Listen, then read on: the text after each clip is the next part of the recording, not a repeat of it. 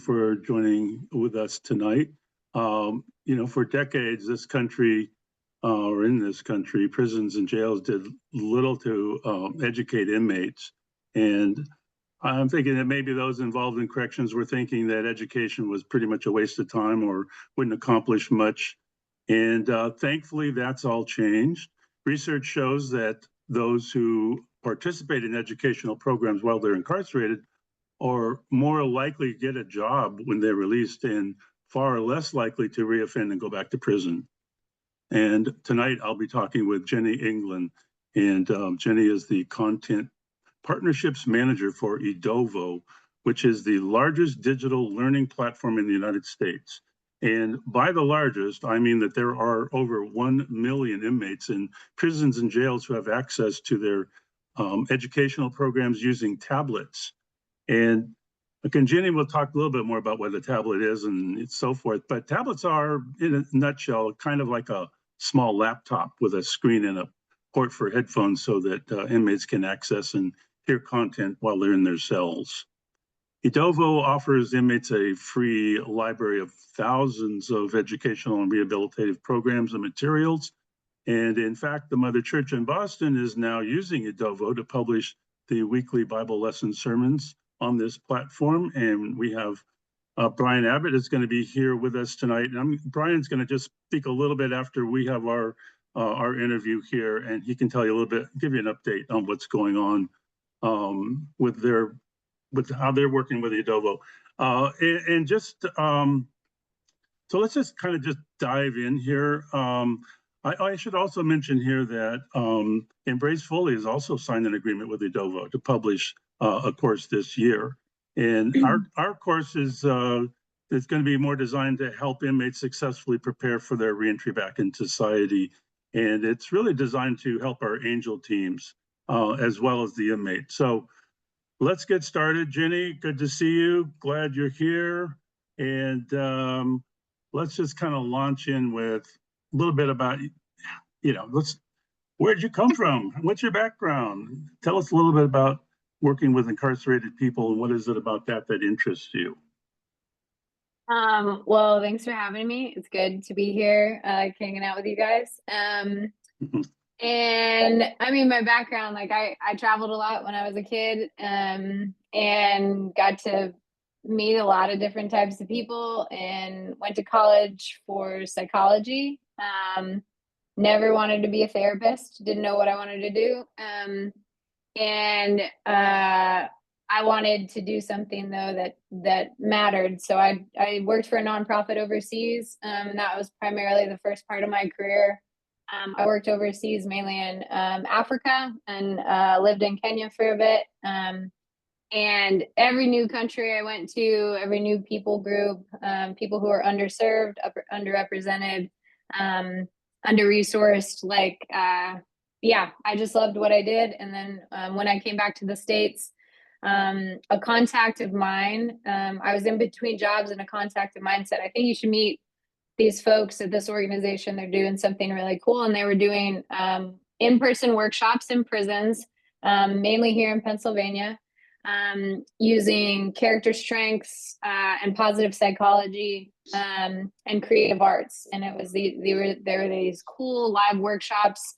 And I thought, I have never heard of that. And I hadn't worked in prisons. But I just remember walking into the first prison with them and just feeling like, oh, this is not so different than walking into a new country. There's a different language, there are different customs, there's a different, and I guess the strange feeling is that when you're inside the walls, you also feel like you've gone back 2 decades. Like some of the prisons we went in, it's very archaic and old. I mean, some of the oldest buildings, especially up in this area of the country where I am. So I just felt like there was such a connection. Like a lot of the problems that I saw people experiencing in other parts of the world were not very different than the things that our folks inside were going through. So yeah, I found out not long ago that prisons actually started in Pennsylvania. They did. It was the Quakers. It was the Quakers that basically started the system that that we have. I mean, it's evolved, but they were the movers and shakers and so forth. It's still one of the best tours I feel like you can go on if you work in corrections is going to visit Eastern State Penitentiary in Philadelphia. And like, Yeah. obviously the word penitentiary and seeking penitence, like you said, the Quakers came up with it. Wow. Yeah, that's amazing. And the pictures of it, the old pictures are pretty. They're wild. They're wild. Gosh. Yeah, exactly.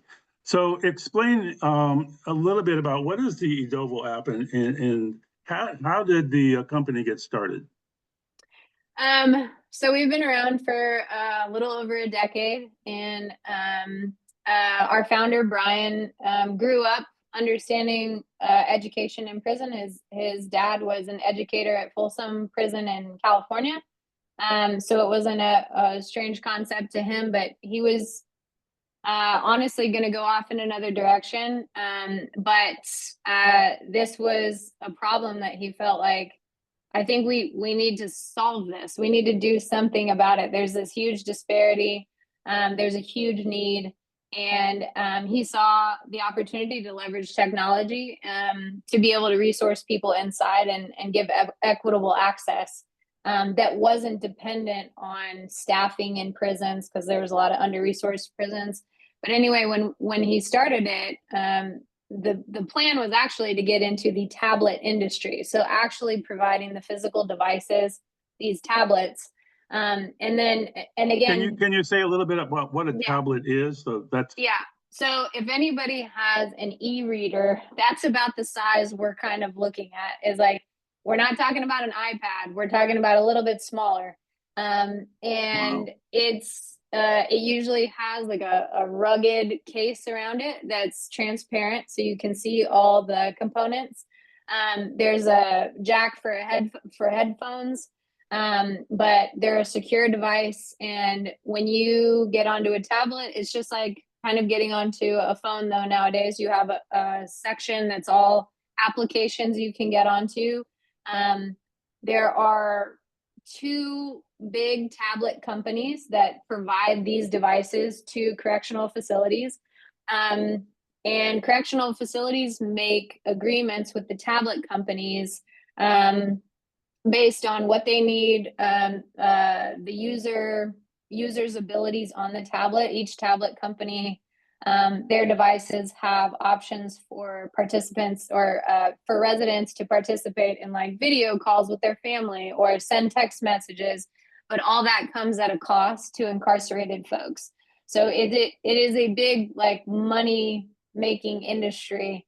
And so people work really hard to get those contracts. And we are a free application that sits on those tablets. So there are, again, a section of applications that somebody has to pay to use, but there are also free resources that exist on tablets, and that's where we sit.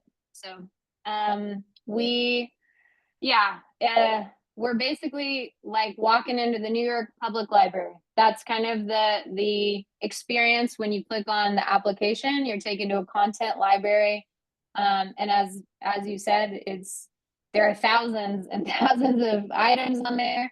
And the content library kind of fits into the buckets of vocational, educational, and rehabilitative.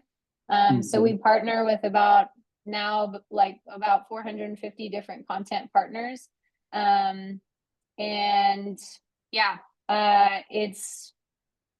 It's been kind of wild because depending on what somebody wants to put on the system, we try to offer different options for doing that. So okay, I just got a note here that somebody said that the voice is a little fuzzy on your end. Is there anything we can, I don't know, what you can do? But no idea. Maybe it's because of using. You push the fuzzy button. Well, let's keep going. Did that help at all? Can anybody comment on that? Yeah, I think that sounds a little clear. Yeah. Okay, great. Sorry about that, everybody. No problem. So what's your vision and mission for inmates? That to me is a really, I'd love to hear what you guys are planning. Our plan, I mean, our plans, like our mission statement is to help like anyone connected to incarceration to build a better life, because it's not just the people inside the walls that are experiencing incarceration, it's also families, communities. Um, and so it's looking at it from a holistic standpoint, and it's trying to make sure that, again, people have equitable access to high quality materials that are going to make a difference for them. Yeah, So, the plan isn't, we want to have as many resources necessarily as possible. It's also making sure that they're quality resources, and they're things that are going to help reduce criminogenic needs, and help them when they're applying for parole. yeah, So yeah, that's the goal. yeah. Great. How many inmates are using your app per week, do you know, or per month? Per month on average is about between like 385,000 and 400,000. Oh my gosh. So it just, it depends, but like there's just over 1,200 different facilities represented in those numbers. And then like you said, almost 1 million people have access, and that just goes up, right? Because the nature of these tablet contracts, as soon as a tablet provider wins a contract with a certain state, um, when they turn those devices on, Edovo turns on, and suddenly we have, thousands more residents that are able to access the app. So I guess that's another thing. I used to be a content provider. Like when I was working for that other organization that was doing work inside prisons, when the pandemic hit, we had to pivot and we had to figure out, well, how are we going to keep resourcing people inside? So we found Edovo, and at the time I was the creative director for them, and so we filmed videos. We redid our curriculum to make it digital friendly, and then when we found, that as Edovo scaled, we could scale. Yeah, Um, that was a game changer for a small nonprofit in Pennsylvania. So. yeah. So you guys are located in Pennsylvania? Yeah, the organization I used to work, and they still have content on the tablet, and it's yeah, still making waves. So and we partnered with Edovo in 2021. So I mean, Mm, that's when I started becoming a fan of Edovo, and I just waited for a seat on the bus, honestly. nice. Since you guys track the number of inmates that are using your app, can you tell us like what subject matter is the most searched by inmates and Oh, maybe yeah. why? That would be good. Yeah, job skills and reentry is number one, by far. And I would say that has to do with the fact that usually, well, I'll say this, it's like job skills and reentry, and then it's also like wellness. And wellness means, several different things, but we have people, obviously, a big chunk of people who come to prison addicted to something. And so they Mm, have to work on their addiction recovery and their recovery in general, and then part of the framework and thinking that they want to work on. So that's what I mean by wellness. So we have mm, people searching for that, but then it mm, shifts to suddenly, okay, I feel like I believe in myself now. I feel like I have some confidence. I'm not kind of, tied to this addiction anymore. And also, mm. I need to make a plan. Like I need to make a plan for never coming back here. So I need to get a job. I need Yeah. to have a skill. And so we have people that are constantly looking at opportunities for a job that maybe they hadn't considered before, honestly. So we Mhm. try to, again, make sure that they have access to resources for sustainable pipelines of employment, low entry, people, second chance employers, things like that. Yeah. How do you guys rank subject matter so that a topic is easy to search for? That's kind of driven by, again, the number of people who are using it. Usually we know pretty quickly who has the highest hits on their material. And then also it has to do with what is ticking the boxes of the things that we know are like evidence-based um coursework that's going to help contribute to them getting out and staying out. So a Mm, lot of times, like we have a senior instructional designer who works on our team, that we are looking at coursework specifically and saying, is this something that we know facilities are asking for and that they pay Mm, attention to? Because mm, facilities, like we are kind of at the mercy of the tablet providers and they're at the mercy of the facilities. But a facility, they have access to an Edovo tool on their side and they're mhm. able to push people towards certain materials. Got it. And a lot of times facilities are the ones saying, yeah, I need addiction recovery stuff. I've got a lot of guys going through this. I got a lot of people looking at, you know, how to deal with my anger. Anger management is a huge thing. But then Yeah, also, yeah, how can I learn to advocate for myself? What's a resume? Like, how do I build one? How do I interview for a job better? Anything yeah. like that. It's interesting that the prison is actually kind of pushing an inmate toward a subject matter. Yeah, they have the ability on their side. Like say they had a group of, you know, 5 individuals that all Mhm. kind of came in through processing at the same time and maybe had to work on addiction recovery. They can create, they have a tool that we built specifically for facilities where they can create a learner group and then they can assign courses to that learner group. This is going to sound like a little bit of something that we need to understand more and embrace fully. But what kind of words work best in the naming of a course?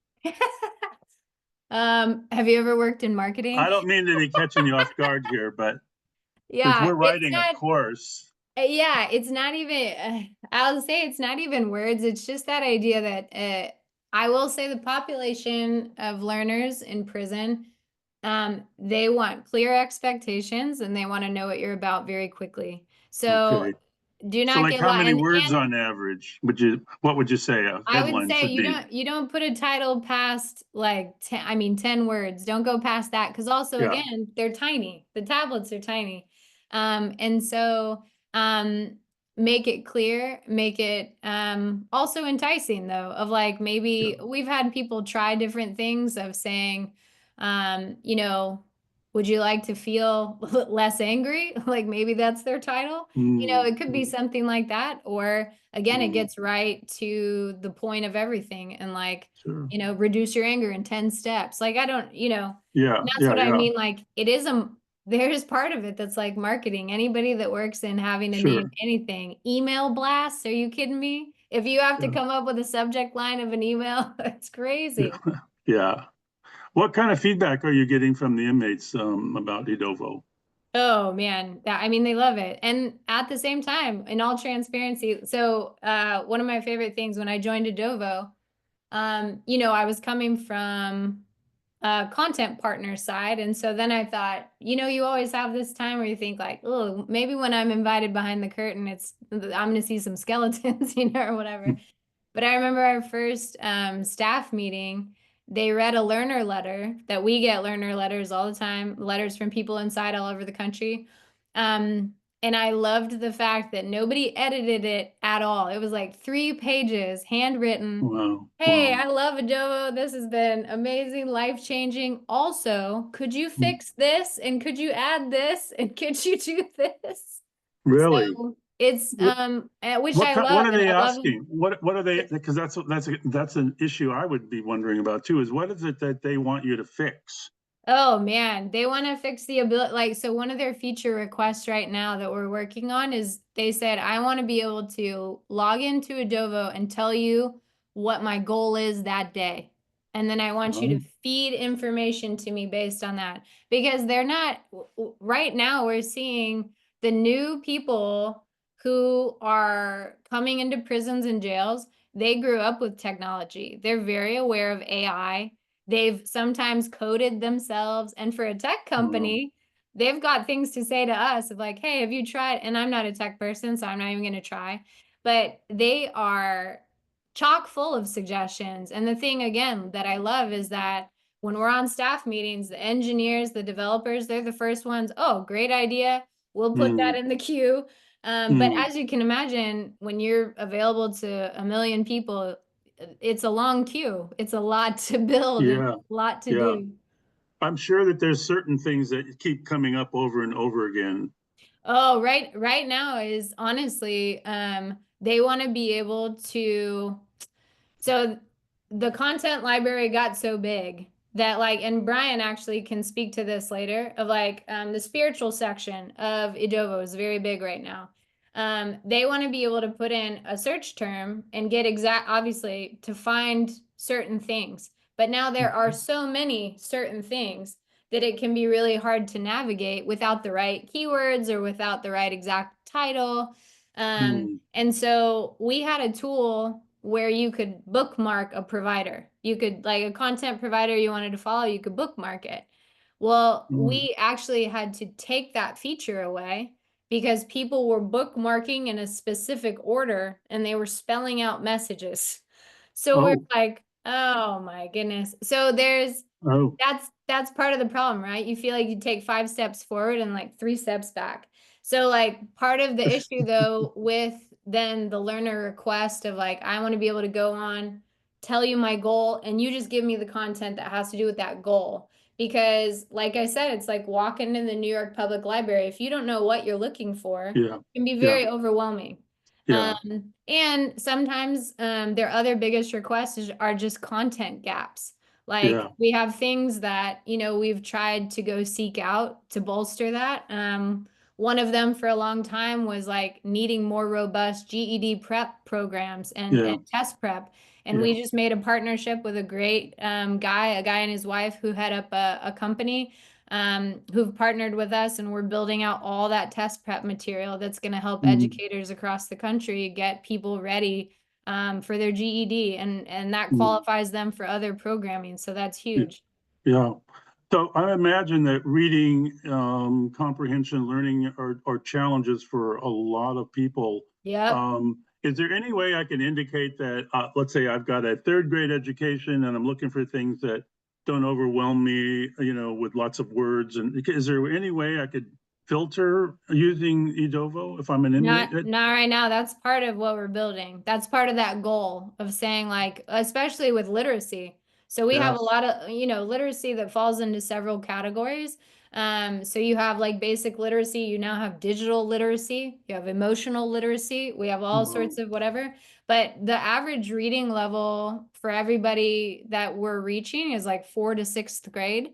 So a Yeah. lot of times we tell people, if you are trying to put content onto the application nowadays, honestly, you could run it through AI and say, um, make this a 4th grade reading level, make this a 5th grade reading level. Yes. Yeah. Because that's going to hit the most people. Not to say that there aren't folks using Edovo that are taking like secondary education grade or level programs. Yeah. Because we also partner with providers who have like higher learning opportunities. Yeah.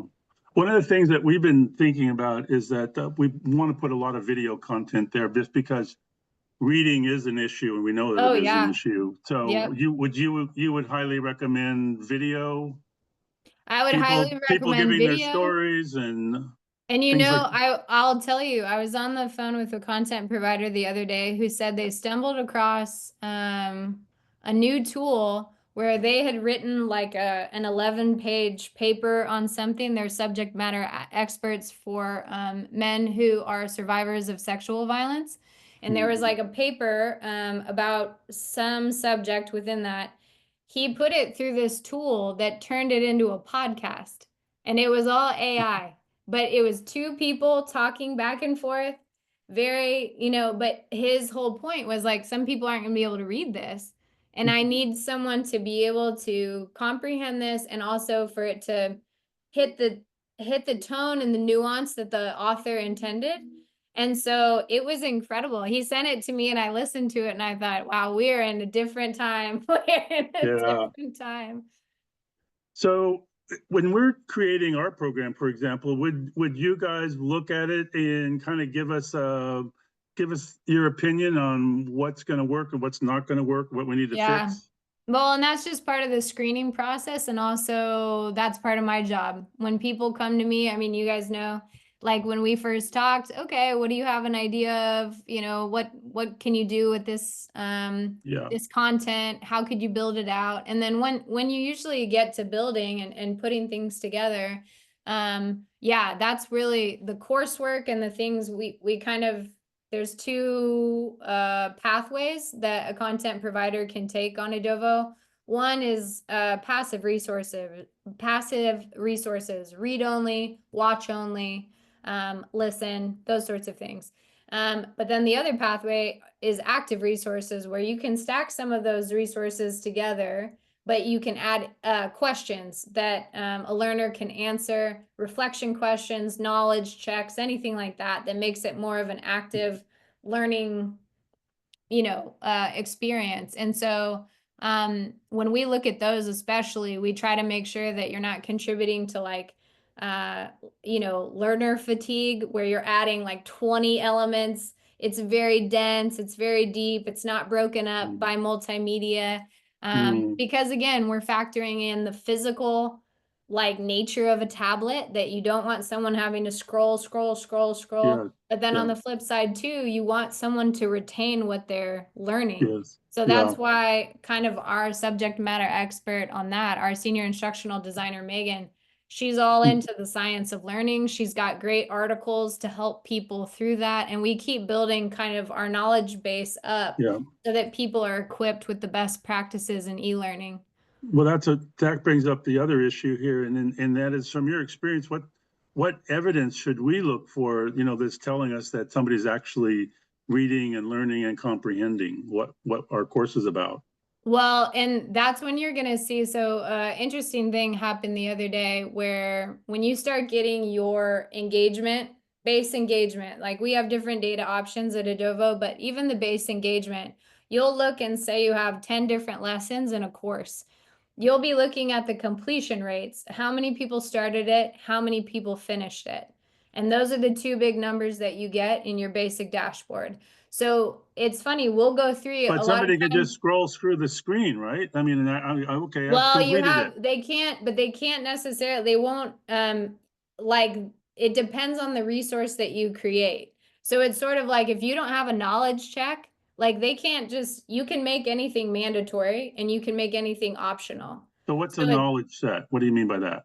a knowledge check is like, A knowledge check. after I've watched a video, I have to answer a multiple choice question. Got it. And they can't like dependent. So I'll say in the active resource segment, where someone has to answer things, Mhm. you can have things be mandatory, where you can't get to the next element until they answer it. Got So it. that's not to say someone's not going to type in complete jargon, but they won't get full credit for that answer from our system, because everything is points based. So we have mechanisms in place that are attempting to gate that kind of behavior, because they can maybe la la la la, but they won't Yeah. get full credit for it. And Yeah. honestly, they're not going to feel good about it. But if Are you we go, are we going to see what they're providing us with? I mean, how fast do we get a chance to see? Okay, you're sitting there, you're going through one course, and you're answering questions, and maybe you're not Mhm. answering questions. How do we get a chance to see that, If and you have, when? if you have the data to it, because again, a lot of providers don't need that granular of data, but providers that need that granular of data, they can pay for access to that data, because it costs us money to tabulate all that data. But then Got it. when you see that dashboard literally refreshes every day at like 1 p.m. So every day it's as live as we can technically Got make it. it given the circumstances. But that's what we did at my other organization, because we published a magazine on Edovo that had different prompts throughout the magazine. And then we had places in our course where people could answer the prompts. And so we, after the magazine was online or on Edovo for, 2 months, we would download like a CSV file of all those responses. And then we would pick the ones that we wanted to publish in the next edition of the magazine. And it was, I mean, honestly, again, you get a mixed bag. It's not a perfect system. You'll get people who are like, I liked eating fries today. Like but again, that's what happens when you're giving someone the opportunity to exercise agency. And we Okay. won't ever give that up. Yeah. Okay, so an inmate, they can't communicate with us, No, via that is a some. security no-no from prison. Speaking of security no-nos, give us a list of what would be a potential problem As we go about developing our course, what would be a typical no-no? Are you gonna incite a riot? Because that is a no-no. That, are you gonna tell Is people to that a meet up at a question? certain place and a certain time? Because that's, I mean, it's corrections is over corrections. Okay. It's like they are looking for any indication that something is gonna depict violence, drugs, criminal behavior. Got it. Think of anything inappropriate. Think of, Yeah, like, yeah, things that get you to be in prison. Like yeah. anything like that, any kind of discriminatory language, any inciting violence against a certain people group, hate crimes, like anything like that. And also just things that could re-traumatize somebody also. Mm, Like, because again, this is asynchronous learning. So you have to remember they're sometimes doing this just by themselves in their room. And if we're talking about sexual trauma, for example, be very careful because that's going to open up some wounds and that could mm, trigger someone. So mm. sometimes we look through that and we're encouraging people to consider a trauma-informed lens. And that means different things for different parts, but you have to be Yeah. considerate of the fact that a lot of people, most of the people that come to prison score very high on the ACEs, which is adverse childhood effects or experiences. And so Mm. that's just, those are sensitive subjects that you're delving someone into So, without so are you, someone there. so are you guys going to help us with all of that? I mean, as much as you want to, I think I'm a pretty helpful person, David. We'll be calling you a lot, I have a feeling. Well, then Uh, I might give you a different number. Yeah, yeah. um, I'm kind of interested in how do you see yourself evolving into the future as it relates to inmates? Well, I mean, just kind of And what how I do you talked think it, about. and how do you think maybe a tablet might evolve? Oh, that's such a good question, actually. I mean, we're going to continue to evolve in the ways that I kind of was telling you about, like the learner side. Learner goals, like they're our top priority. So when they want a feature, we're going to put as much energy into creating that functionality as possible. We are a tech company, so we're constantly changing and iterating and debugging and fixing and all that stuff. I mean, I personally have dreams for the content partner experience. Like right now, it can get we can get overwhelmed very easily because there are so many content partners, and it's a tedious process to go through and screen content, look at content, vet content, tag Hmm. it, try to find a good place for it, and make sure it's searchable. And you're constantly trying to debug because the systems that prisons are running on are not, it's not like they're working at Google. Like it is terrible networks, shaky networks. We are always putting a ton of effort into security measures to keep Hmm. loopholes closed. And these are Hmm. things, of course, like I can't even speak toward half of it, but I just know when I talk to our data team, I talk to our engineering team, you're just seeing all the fires they're having to put out constantly. So Yeah, the goal is to keep growing while also keep, buffer protecting us from the vulnerable areas that you're just open to when you're dealing with tech. Um, yeah, and it's exciting to think about the fact that 10 years ago, tablets were not a thing in prisons. They did yeah, not want them. They did not, e-learning. This is not going to work. But now we're seeing people get time off their sentences because of the work that they're doing on Edovo. yeah. And How I mean, much that's time are you huge. asked? I'll say again. I said Sorry. that's huge. Yeah. How much time do you think you're taking up from from the prison to actually oversee what you're doing? They have What do to you, spend a lot of wait, time. say more. What do you say? What do you mean? Well, I mean, don't they have to kind of know what your new changes are, and what the new security issues are that they've issued, and have you made those? I don't know. I'm just Because I don't know Oh, this. with facilities, we have a whole team that's like me and my team, we're dedicated to content partners. We have an Got it. entire other team that's dedicated to facilities, and Yeah, they get facility reports every month. And we're in conversations with facilities constantly because just like content partners have their questions they need answered, we have a whole team of people that answers the facility questions. right. And you said you're in what, 1,200 different It's just institutions? over 1,200 right now, yeah. And we're about to turn on in New York and in Illinois and in Wisconsin. And then What does that mean when you say turn on? You mean turn on the entire state and it's all the state prisons yep, in Wisconsin, for yep, example? yep. Really? Okay. And that's what I mean, kind of when I mentioned when these tablet partners get the contracts figured out with these state facilities, Mhm. it's almost bonkers that it can just be like one day I don't have Edovo and one day I do. Like all of a sudden. Which is so we'll see a huge spike in users, and most of the time we'll look at that and say, oh, it's not just because everybody up and decided to get on Edovo at the same time, it's because a new state turned on. It happened to Yeah, Colorado about 2 months ago. yeah. We just got a notification for our team. Hey, by the way, Colorado turned on. Oh, Wow. well, great. Wow. It's wild. I have a feeling there's a lot of questions out there, but I did promise Brian Abbott that he could spend a couple of minutes to kind of give us an update. Brian, if you want to go ahead right now, this is probably a good time. Jenny, I know we're kind of a little bit, we're a minute short, you and me, but I just think this is we're gonna open it up and just see what people have to say and ask you whatnot. Go ahead, Let's do Brian. it.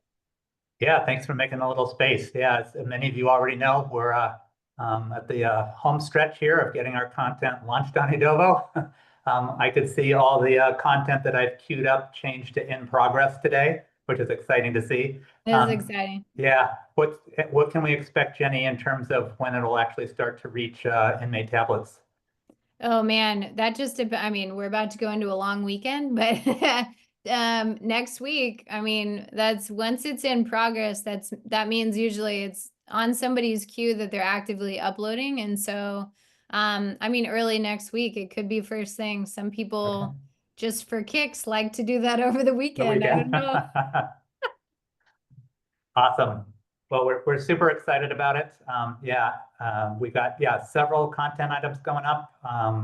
Our weekly Bible lesson, our weekly religious magazine, The Sentinel, the weekly news magazine, The Monitor, got the monthly Spanish Herald, Podcasts. got podcasts, the weekly Sentinel Watch. We'll have occasional of the daily podcasts. We won't be doing that every day, but when we can. We've got our textbook, Science and Health, going up. Also the videos. Got Yeah, I was about to say it. 8 videos, both in English and in Spanish. So very cool. I don't know how long it will take to kind of get all of this in a stable orbit. It's a learning process for all of us, but after, I don't know how many months or whatever, we've got a green light within our organization to add some further things, some books, and explore the possibility of music, et cetera. So yeah, pretty exciting moment here. All you who are out there working, volunteering in prisons, love the feedback that you get from the inmates. Excuse me. So whatever you hear, pro or con, plus or minus, what's easy, what's good, what we can revise, what we can troubleshoot, please send that on to me. As we've all kind of talked about the keyword searches have been rough. Jenny helped us reorganize this week into sessions and seasons, which will be more like navigating, right, Jenny? Where once you find any piece of our content, you'll be able to navigate to all the others. Is that correct? Yeah. Yep.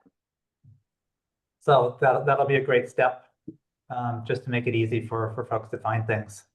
Not sure I can think of anything else. Jenny, David, any high points to hit on? Yeah, thank you, Brian. I think on our side, we just need to be ready for the influx of inquiries and people that are curious and people want to see a chaplain and so on. That's going to be on our side. Yeah, we'll see how that goes. Every piece of content has a description field, and every description field has the address to reach the mother church. So we'll see how many folks write.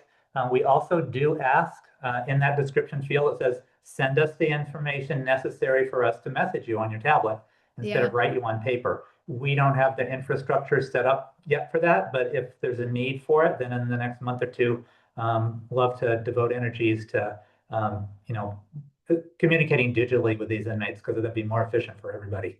Yeah. Thank you, Brian. Yeah. All right, we're going to open this up. Anybody got questions? Just raise your hand and jump in.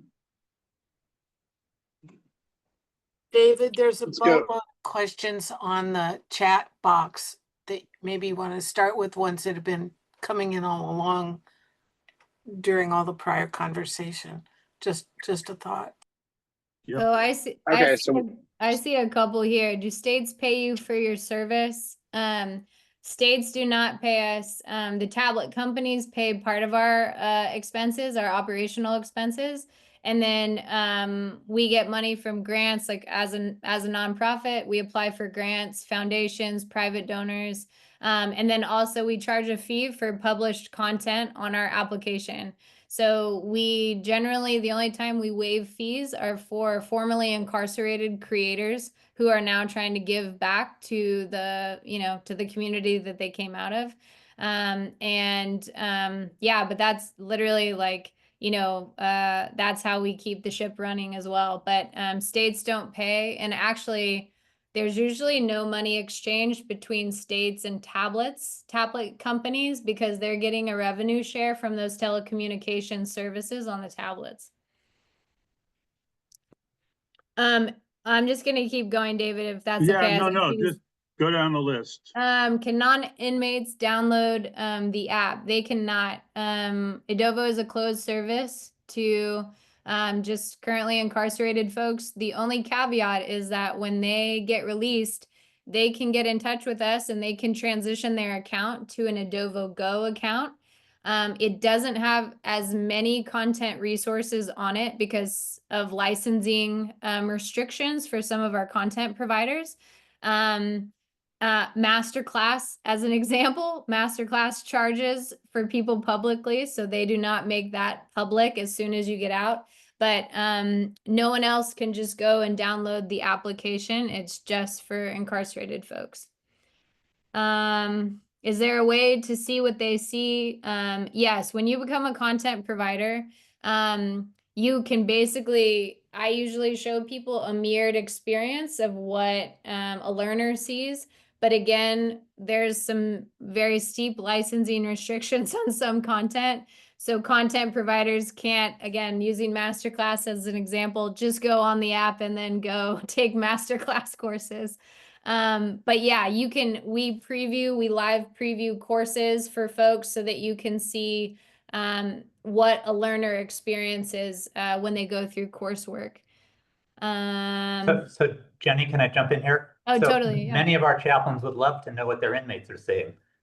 Is there going to be a mechanism where we'll be able to show them? Well, and these are chaplains that are doing work inside the facilities. Mm-hmm. And they can't have someone come bring the tablet with them, I'm assuming. A lot of times the tablets can't go into program areas or chapel or anything like that. Right. Once in a while I hear of a chaplain when that's possible, mostly not. Well, so it's interesting. So facility staff do have a version of Edovo where they can see all the content that's on Edovo. They can search out materials. It doesn't mirror what the learner interface looks like though. So like there are limitations in that.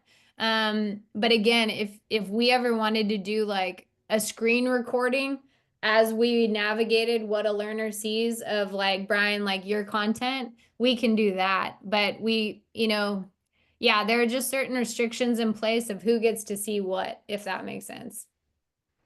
But it is a good idea. And facility staff who don't have access to the actual tablets, sometimes they can find a way to go like deal with the tablet. But yeah, that's probably a hole that I'm not sure. Oh, hold on. I need to go back up here.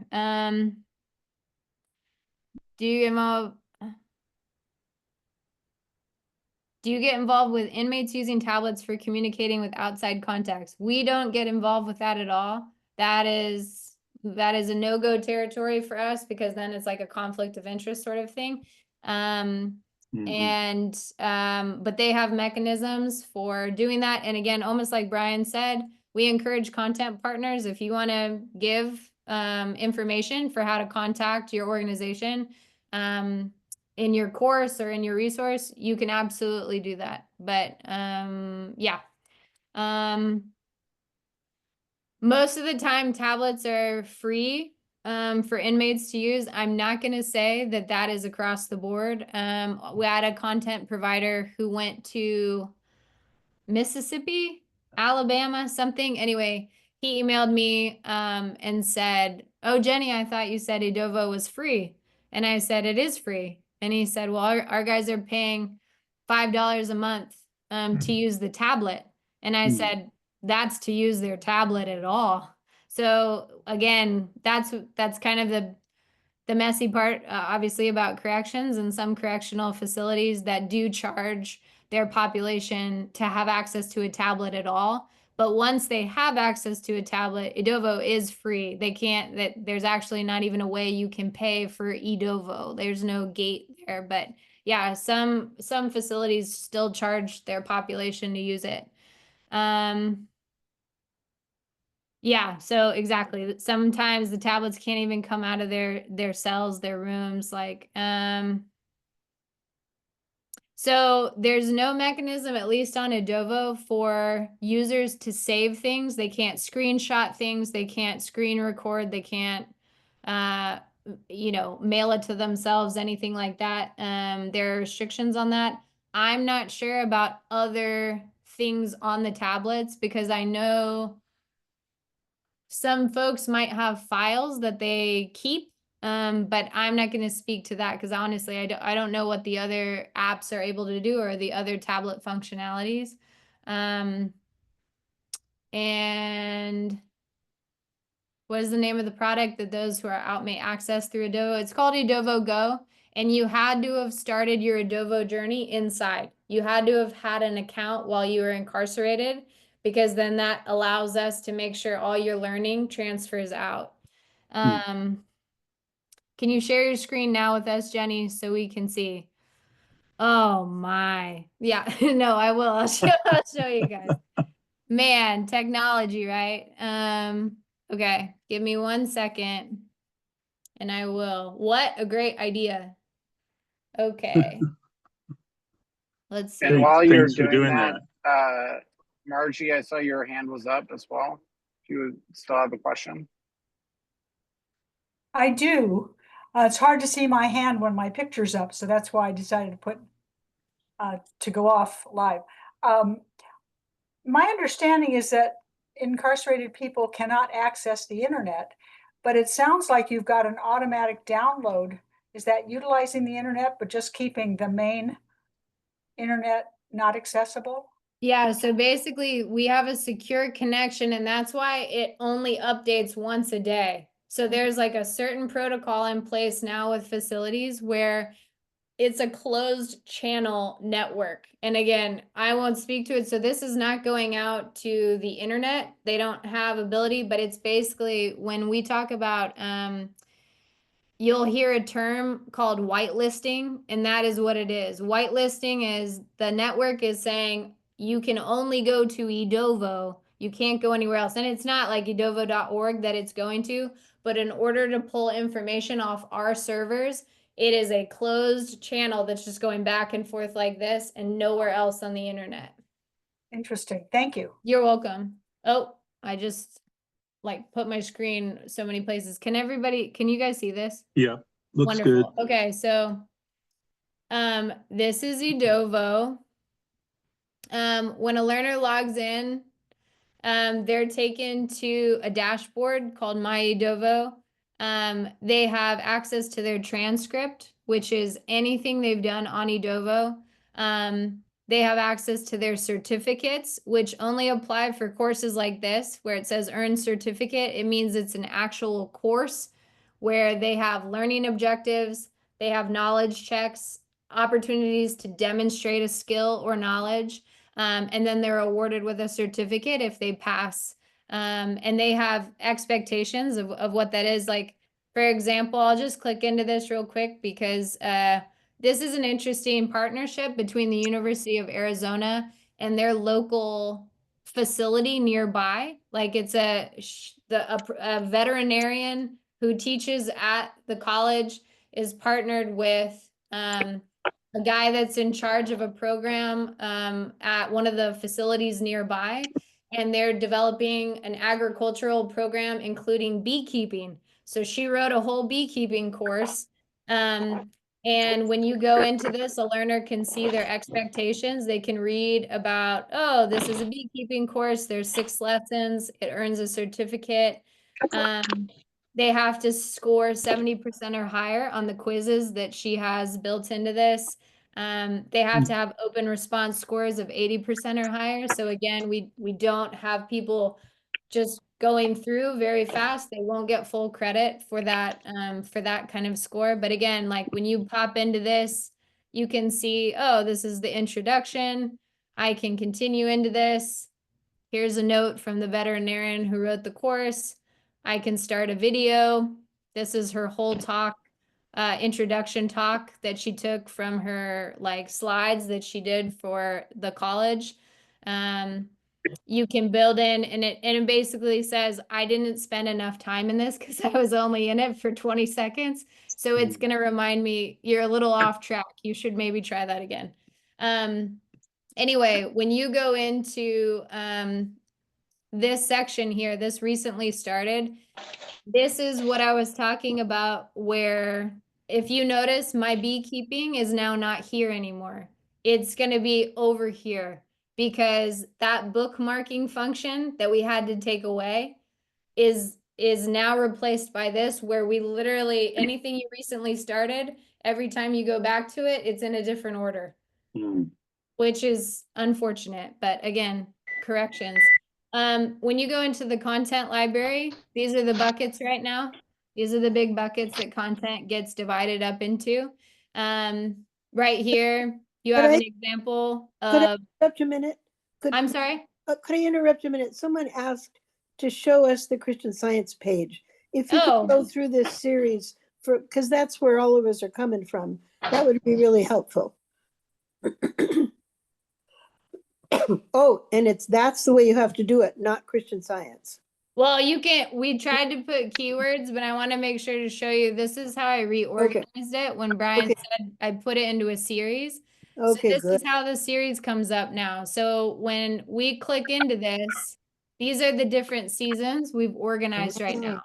These seasons will continue to increase with the different type of content. But right now, this is all that we have when we initially piloted the first few resources. So like if I click into this and I start reading this, when I click back out of it, like, and again, you can go up here and navigate to a different page, but when I click out of this, someone could find this as they're browsing another section. And this is what Brian was saying. As soon as we put it in a series, I can just go, oh, view series. And now I'm taken to kind of the landing page for First Church of Christ Scientists and everything in there. So like they would be able to say, oh, I want to do one of the weekly Bible lessons. Okay.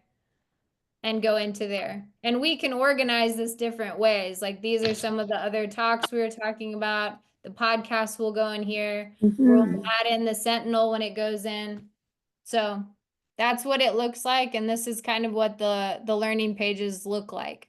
And if you use the magnifying glass as a source, that's what one of my inmates said. He didn't know what that meant and he tried it.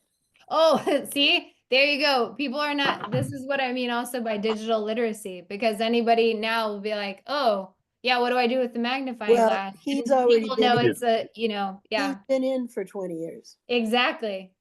So that's also, I mean, that is a real obstacle, right? Is like, it seems so normal to people who grew up with technology or who are outside getting bombarded with new features all the time. But that's what Yeah, that's what we're kind of dealing with. And like, if we go back to learn, I mean, if you jump into this section at all, like this is just, and then you can go into religious study.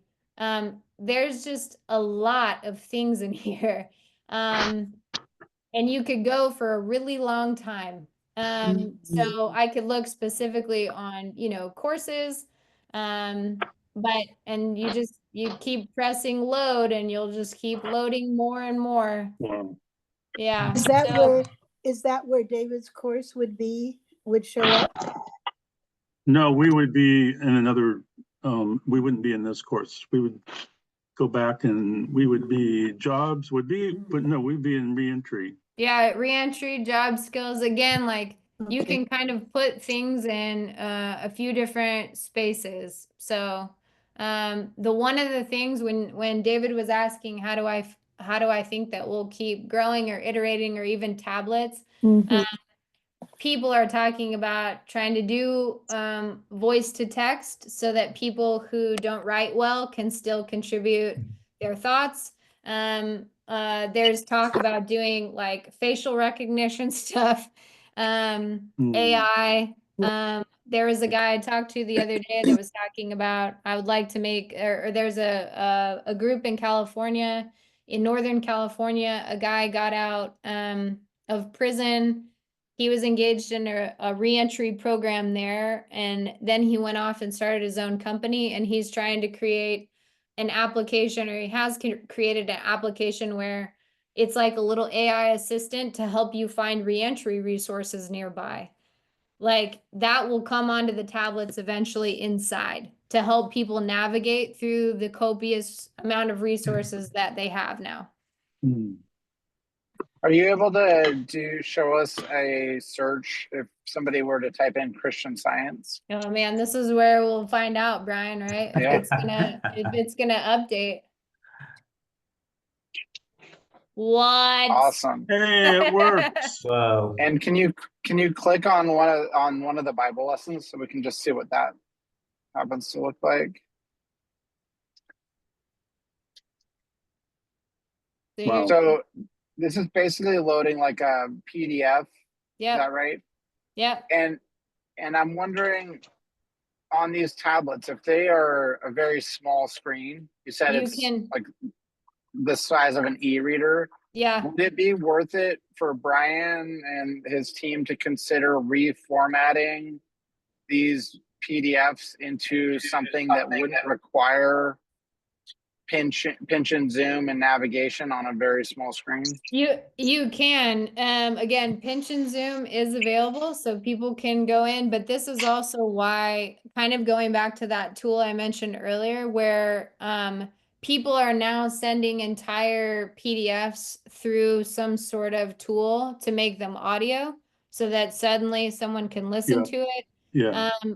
I was in talks with a company that specifically works for does ADA compliant material where they deal with people who are losing their eyesight. So they specifically have content that is like big,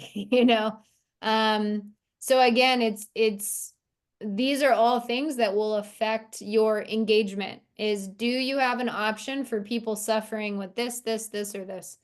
Now, again, you limit that, you'll limit your engagement because exactly what you're saying, Gabriel. So, yeah, it's something to consider, but we also know that, the organizations that we work with and content partners are doing a lot of different things. So, of course, in my ideal world, people would have 5 different versions of every resource they put on here because without that, someone is going to be like left behind. So. Jenny, one chaplain noted that their inmate had showed her that they could be reading something, and when they had to stop, there was a way they could bookmark it, only they didn't call it that. I think it was tab it or something. Oh. Do you know what she was talking about? It's in one of the chats. Yeah, that was me. Yeah, someone was just telling me today that they had a way of kind of like tagging it so that when they closed off their tablet, when they went back to their tablet, they could pick up where they left off. That's what's so interesting because I didn't now don't get me wrong, somebody could have pushed a feature and totally not told me. So that's happened before.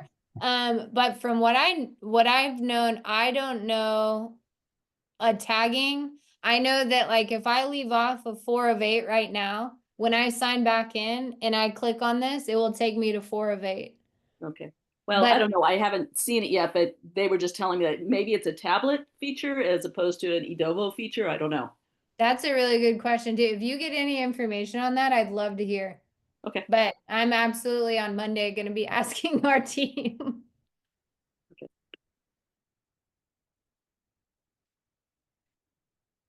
Tina, you have your hand up, I see. Oh, yeah, I just wanted to say about the lesson and the size of the fonts. If you downloaded the large font of the lesson, that's what I do for my guys on the tablets, and they love it. So it's one column and it's bigger, so you're just reading it straight through instead of the medium Interesting. font. Got it. And that's how I send them all out on the tablets to the guys in an email. So is this, and you're saying you do each column, like the Bible and then science and health? No, I'm saying you have a instead. I think this looks like the regular medium font Bible lesson, and you can do a small font or a large font. And when you do the large font, the font is bigger, but it just comes down right on one big column, filling it up. Yep. Kind Okay. of like the full text in a way. Yep. It's a feature from the Publishing Society. Yeah. Yeah, On your, you're- yeah. You're Make not, from that the- happen. it's not using Edovo, it's emailing the Yeah. lesson. So Right. I didn't know think how you got it. I didn't know how you got it. Even to that point, if you download it like that and then you were to upload that version of the PDF into the Yeah. system, it would Right. come up like that then. Right. Yeah. Okay.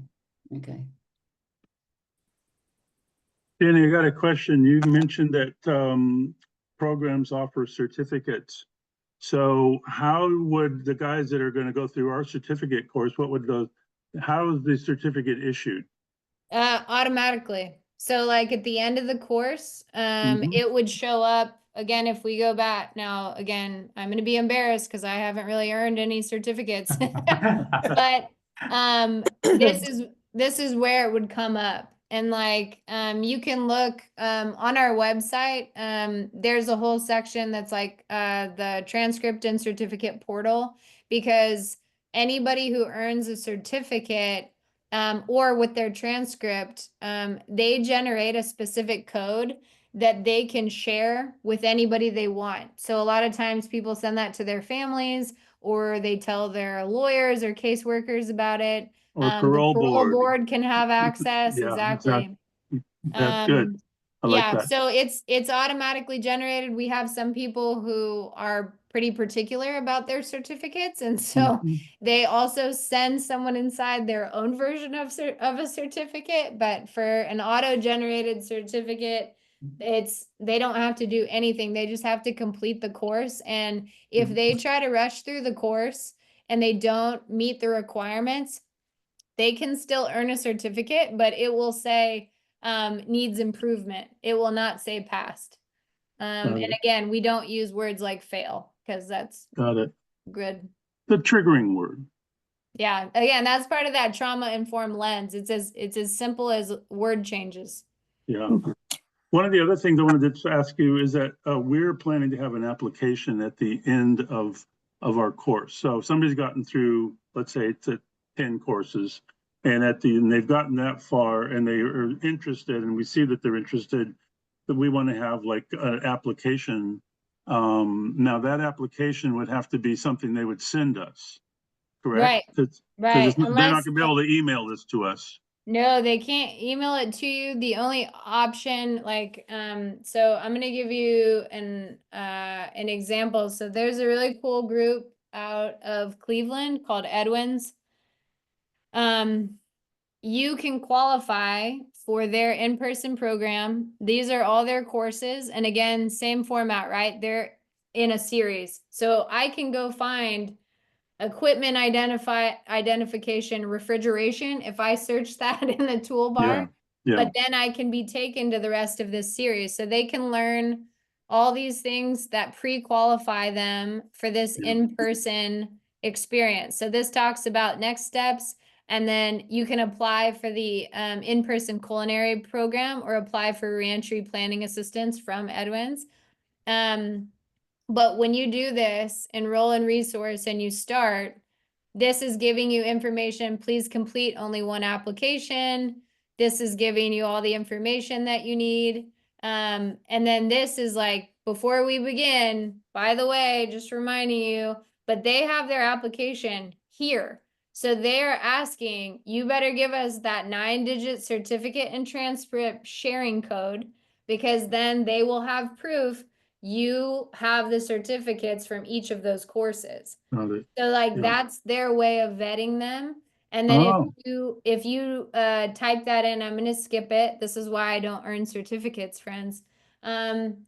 You put your open response, what's your first name, middle name, last name. So you can build out this. And then again, if you want that granular data, like you do have to pay for that data because that costs us money. So, but some people go that route. The other route is to just tell them everything that you need. And then almost to, you know, even to Brian's point, like if they want to email that to you, they can. You know, they could pay Good. to do that. So Yeah, good. That's helpful. Were there any other questions? Is there more information available about the more granular data, Jenny, and where we would get that? yep, that's Place on your just website or actually I'm something?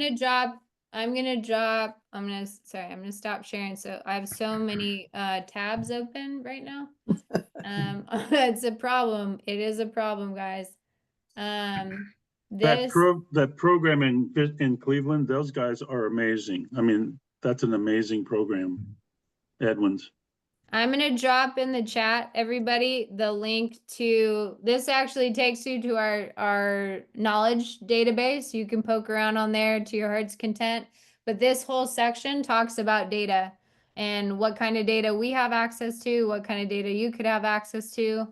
And as I've told anybody, any content providers and obviously other nonprofits, is like, find someone else to pay for this. Like, you know, we're all trying to do good work.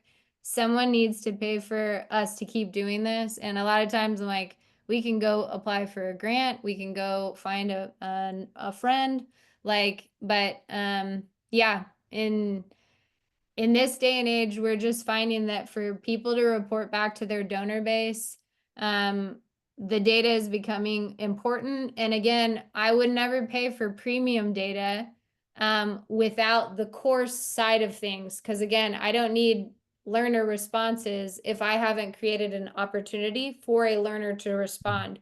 So like the standalone resources, some of the stuff that like Brian's got up right now, you don't need premium data. You just need the engagement data to start.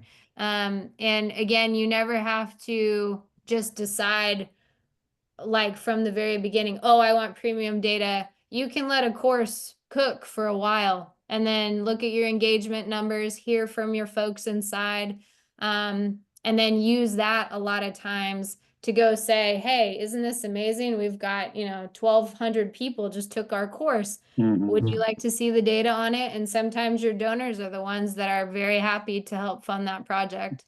Yeah, that's very helpful. All right, we're a little bit past the time when we usually shut it down. Anybody got a last question? Well, there's still a couple on the chat. Blah, blah, blah. Is Edovo contract with the state or county or individual correctional facilities? The Edovo, With Securus. it's with the tablet partner. Yeah, Okay. Securus or So- GTL. Yep. And then there's about 5 other medium ones that they cover other county facilities and whatnot. Like, so I'm in Pennsylvania right now. Edovo is not live in our state facilities. It is only live in our county facilities. And somebody I else, have, go ahead.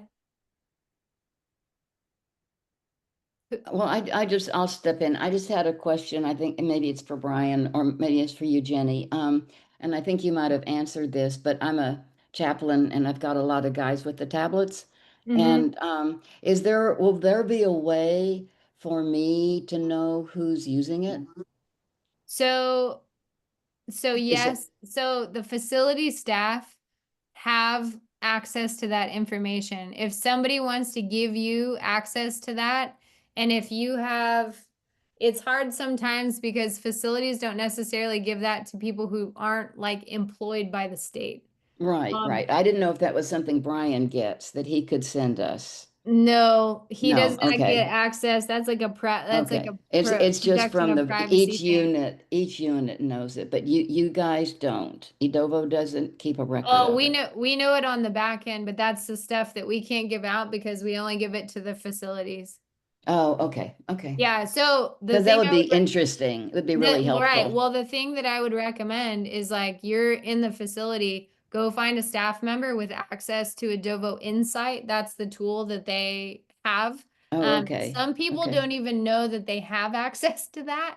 Right. But I Okay. would say anybody with like a state email address who we confirm like works at the facility, and again, within reason, because we have protections in place where Edovo Insight is not given to like some random correctional officer because that could put somebody in danger.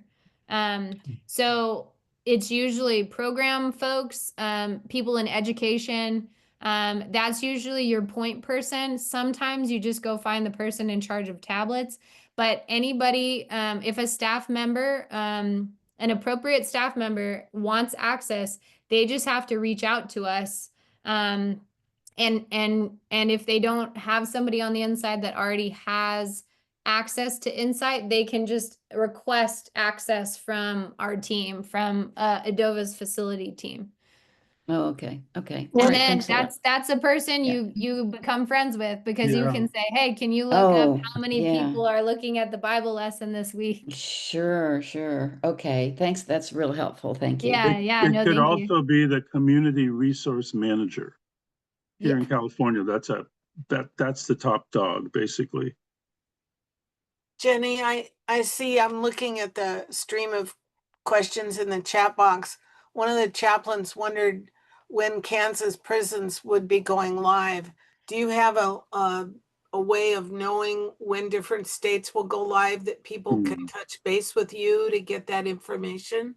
Sometimes. The other thing is, you can buddy up with your friend Brian here because he's a content partner. He has a list of every live facility, Oh, that's and right. he also has a list of everybody who's in progress.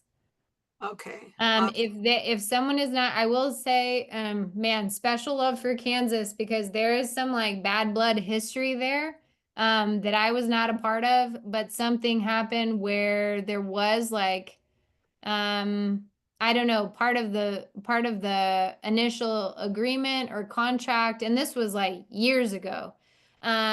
But we've been trying to turn back on in Kansas for a long time. So if anyone has friends in high places in Kansas, like we are live in some facilities, randomly Leavenworth. We're live in Leavenworth, which is weird because it's technically a federal prison, even though it's a military prison. Yeah. So, but the most up-to-date list, you can ask Brian, and then, yeah, that list changes all the time, but anybody can reach out to me. I mean, hopefully you've gotten my vibe over the last hour. I'm trying to be helpful. I like helping people, get what they need, within reason. As long as I can, I'll try to. One of I my just- chaplains has a question. Can I read hers? Yeah, absolutely. How often do the tablets, the hardware, get updated? How do the inmates save things? You already explained that they don't. They don't save things. You're right. And I totally How missed often the do other they part of get the updated? question. How often do they update? That is a good question because that is a tablet provider question. And I don't know what Securus or Viapath, GTL Viapath, how often, because one of the big issues, honestly, is like it's hardware, it breaks and it like malfunctions. And there have been people who we've gotten learner letters of like, can you guys turn back on? And we said, we have no control over that. So I don't know what their rotation is. And it'd be, yeah, it's an interesting question. And I'm happy to try and find out the answer from some of our folks that deal with those contracts. Okay, thank you. One I've last got question. another. Oh, go ahead. Oh, somebody asked, so did we determine that you can just write in Christian Science in as a search item? Mm-hmm.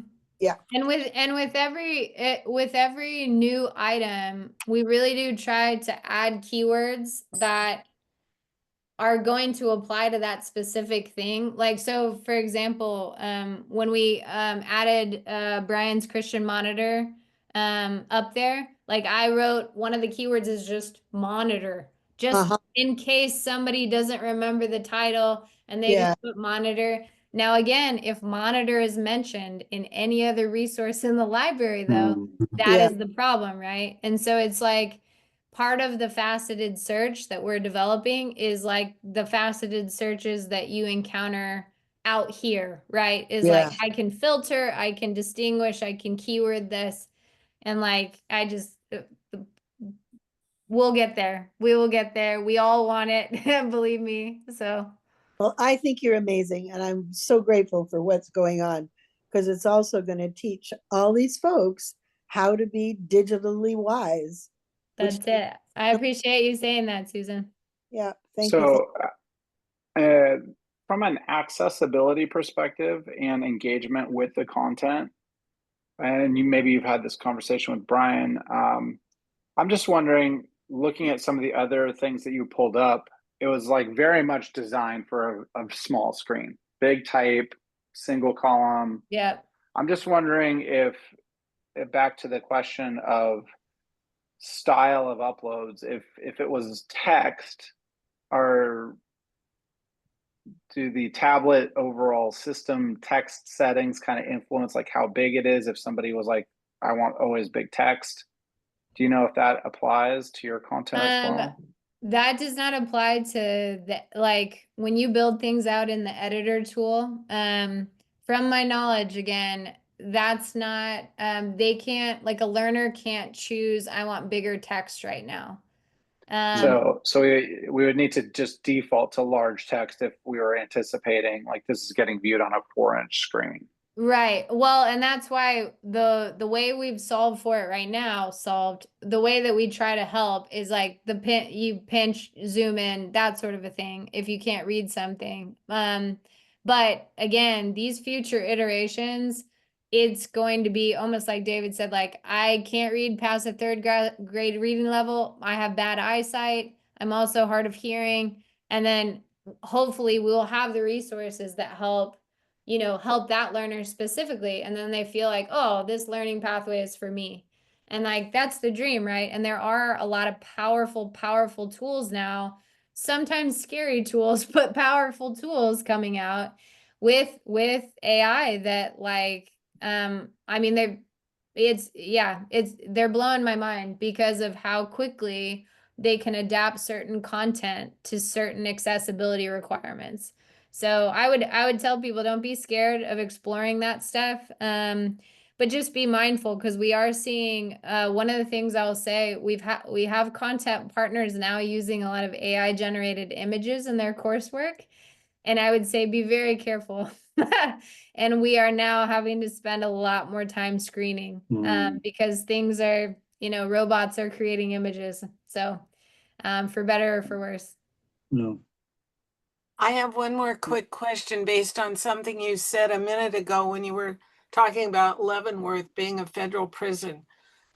Do the tablets not generally go into the federal prisons? Do they only go into state, county, city, and I don't know what else is there? There are programs in federal prisons. We have certain partners that are active in federal prisons. They have not allowed Edovo into federal prisons. There are different levels of security requirements in federal prisons. Okay. We have, again, anybody who has friends, let them know. But they have been historically pretty tough to break through with technology and things like that. At least that same concept of like, are you connected to the internet? And it's like, we won't even play with that. So they're very into, I talked with a guy at a conference last year who was representing the Federal Bureau of Prisons, and he was only interested in static closed software. Like, I don't want it to refresh. I just want it all in one nice little package, and it doesn't interact with anything. And so Edovo doesn't have like an offline version, because obviously we do update and we refresh and we make sure that we're getting data coming out of the system. So yeah, it's an interesting process, and I really hope it will change. Thank you. Jenny, I just don't know if you guys are familiar with the Koch brothers. This The is who? the Koch brothers. Uh-oh. They are libertarians, but they are hugely involved in spending a lot of money on the issues. So regarding incarceration. So you're saying we should be friends with the Koch brothers? Saying you should take their money. Okay. Well, hey, you know, Use it in Kansas. who wants a data dashboard? You get a data dashboard, and you get a data dashboard. As long as there aren't strings attached. Yeah, exactly. That make sure. Yeah, definitely.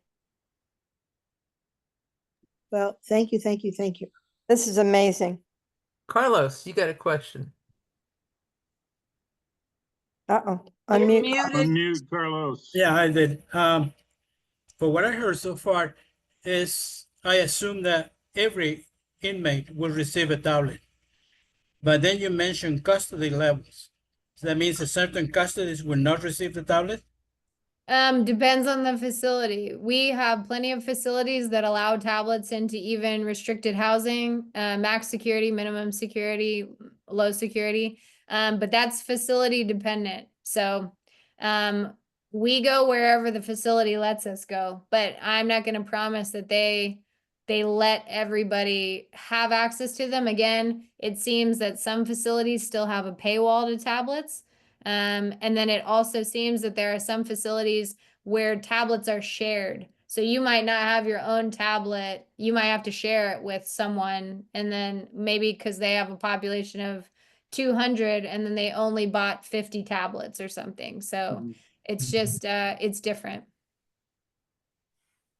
Just Thank one you. more thing, Jenny, that what I found in the guys in my units, facilities, is that their infrastructure isn't great. And so Yeah. it goes down a lot. Yeah. And sometimes it'll be down for a week and they won't have access to their tablets, for a long time. And it can also be used as punishment, as Yes. far as taking them away. Yeah. But Taking tablets away.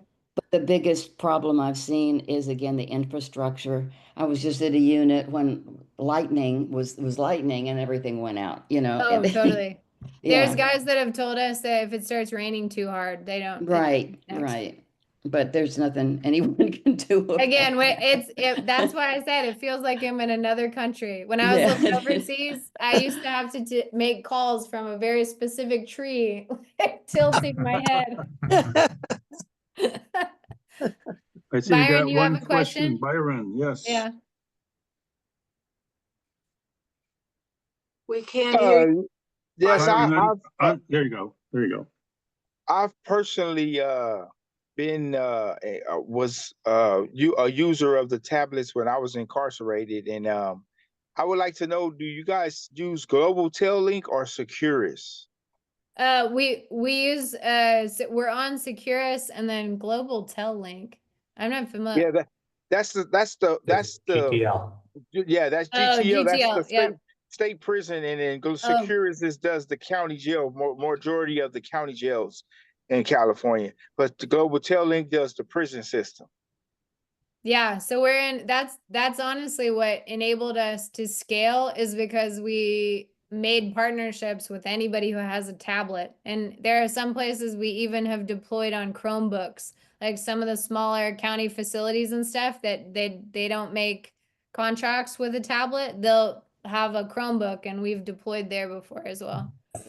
Okay. me personally, I've been in contact, like I communicate with guys that's in prison, Yeah. and pretty much they tell me that they're like the quote unquote certain areas of the housing unit, which I know personally because I was there. Do you guys have any communication with the prison system as far as the Global Telling distributes the tablets, but it's like you guys don't have any, like, with the strength of the signal going to the tablet, you guys don't have anything I say wish, so. Byron. I wish. I would Okay. change that in a heartbeat. Also, we should call like Bill Gates and get him to fund some better infrastructure. Because like Okay. I was saying, it's exactly what you're saying. If I walk to a certain corner of the unit, it's done. I never. Yeah. Okay. Yeah. All right. I was just checking to see like what kind of like say so you guys had in influencing them to raise the strength of the internet service there. That's all. Yeah. Our hope is that the pressure from inside is what's going to cause those tablet companies to have to work Okay. on improving their connectivity. Okay, Because I'll like pass. it's people on the unit and then it's facility staff who are tired of things going out because again, like you said, then people are left without programming. Okay, I'll pass the word to those guys to like write it up. Absolutely. Tell them to talk Okay. to their staff members and talk to their representative at either Securus or GTL. Okay, thank you. You're welcome. Glad All you're right. out. Also, like the actual Wi-Fi signal inside of a facility is probably more of a facility type of issue. If they could just stop building prisons out of concrete, you know what I'm saying? Yeah. Like probably one of the hardest places in the world to get good Wi-Fi signals throughout, I'm Yeah. guessing. Can you hear me now? Absolutely not. I Yeah, cannot. no. No. Yeah. No. Like a bomb shelter. It's true. It's true. Thank you Let's so see. much. Are we? Yeah. Thank you David so and much. Carol. You're welcome. It was a pleasure. Thanks Amazing. for inviting me on and giving me time to chat. And I mean, they, you know, Brian and David and Gabriel, they all have my email. Anybody's welcome to reach out if you have other questions. And that link I dropped in the chat, truly go scour the resources. We just updated a bunch of articles in there to try to help people get a better sense of what we do and what it entails and the options that we have. But yeah, I appreciate what everybody's doing and the chaplains on this call and stuff. Like I like talking with people who are in the effort together. We're all trying to do good things. Good. Wonderful. Yeah, there's Very a ton of information in the knowledge base in the link she shared with us. So check that out. Yeah. awesome. Yeah. One other thing I wanted to mention in 3 days on this Sunday, we have a workshop that we're doing. This is slightly unrelated to this interview. That is about welcoming returning citizens to your church. And I'll paste the link into the chat again if you haven't registered for that or your church hasn't registered. Should be a really excellent workshop. And with that, David, did you have anything else for? Will that be go ahead. recorded? Are you going to record? It will be. Yeah, it will be. And yeah, we'll share that as well to the email list. So I know it's getting to be dinner time for East Coast folks. Dinner time, honey. Way 10:30. past dinner. It's Sunday. 10:30. I was about to say it's 10:30. It's No, it's no, called I'm saying bedtime. on It's Sunday. Sunday. Right. On He means Sundays, on Sunday. Sunday's call. Yeah.